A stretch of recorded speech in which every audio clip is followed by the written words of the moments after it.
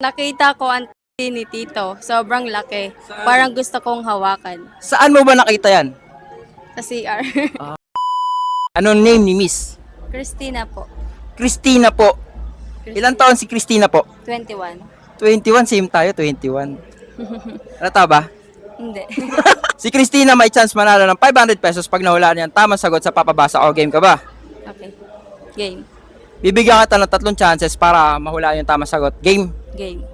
Game ka na, sukatin ko yan. Alin? Yung mataba. Game. O, game ka pa rin. Yung utak, oy! O kaya nga, O, Christina, basa. nakita ko ang blank ni Tito. Sobrang laki. Parang gusto kong hawakan. Ano yung malaki na gusto mong hawakan kay Tito? Wallet. Mali ang wallet. Nakita ko ang ni Tito. Sobrang laki. Parang gusto kong hawakan. Saan mo ba nakita yan? Sa CR. Parang mali. Sa palas na lang talaga.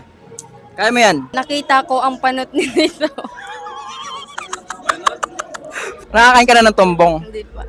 Tumbong ng ng manok, masarap daw yun eh. Hindi ko lang alam. Ay, di ba? O sige, check mo yun kung tama sagot mo. Nakita ko ang pera ni Tito. Sobrang laki. Parang gusto kong hawakan. Nakawa ka na ba ng malaking pera? Mm-mm. Galing kay Tito. Hindi. Galing sa hustle ko. Yan. Hustle and grind. Yeah.